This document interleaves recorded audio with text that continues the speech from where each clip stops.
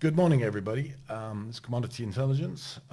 This week we're doing a special subject on the importance of foo. This goes back to the FUBAR, goes back to the Second World War. A lot of that going around. FUBAR. FUBAR. FUBAR. FUBAR. Y'all got that right. Yeah, I looked up FUBAR in the German dictionary. There's no FUBAR in the... Upham. Yes, sir. There's more paratroops out there. Find out if one of them's Ryan. Yes, sir. FUBAR, of course, being American military parlance for a situation which is so broken it's beyond any reason.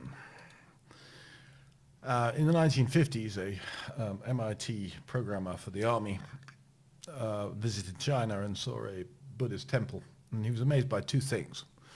He was amazed by the architecture, which had survived 1,500 years of earthquakes without breaking. So he photographed the joints and took them home and wowed people with them. And then he was amazed once you got inside the temple that you had to pay a monk to use the prayer machine, and that the prayer machines were little by sort of Chinese version of organs, and were hand cranked by these Buddhist monks who were paid by the hour. When he got back to the States, he was asked by his general to insert some code into his project. He felt the code was a bit useless, but in a moment of inspiration, he said to the general, sir, you need some FUBAR. At which point, the American military FUBAR becomes FUBAR.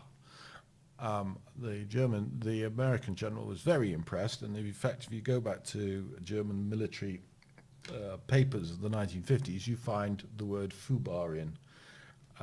This was obviously an in-joke in the programming community for some decades before people actually let the generals know what FUBAR in fact was.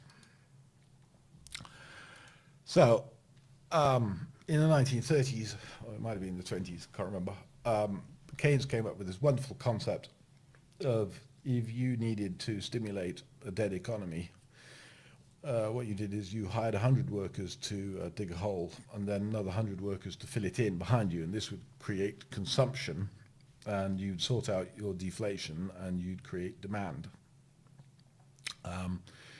In the 1990s, the Japan Inc. got hold of this idea and was building bridges like the above. Just as an aside, what I find amazing is throughout the 1990s, asset allocators were determined to buy Japan. And if you showed them pictures like this, and they just sort of thought you were slightly crazy. But anyway, so there was a lot of FUBAR going on in Japan in the 1990s. And just to make it obvious, there was sort of 30 years of the market doing absolutely nothing. So let's come to now. Chinese version of FUBAR. This is Beijing Garden City. Got estimates all over the place. Let's call it $300 billion. It's going to be organic, sustainable, powered by wind and solar, lots of universities, the technology campuses, and it's clearly, China's idea of the future. I found at least 5 of these this morning. There's another one in Chengdu, which is ongoing, begun in 2017, estimated completion in 2030.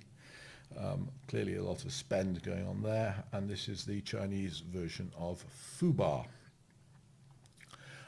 If you think this is investable, please go right ahead. I'm sorry, I just can't get enthused. Obviously the stocks are the INO stocks, the Rio Tintos, the BHPs and the Vales of the world. I cannot get enthused about FUBAR. I'm really sorry. Just to add, final idea.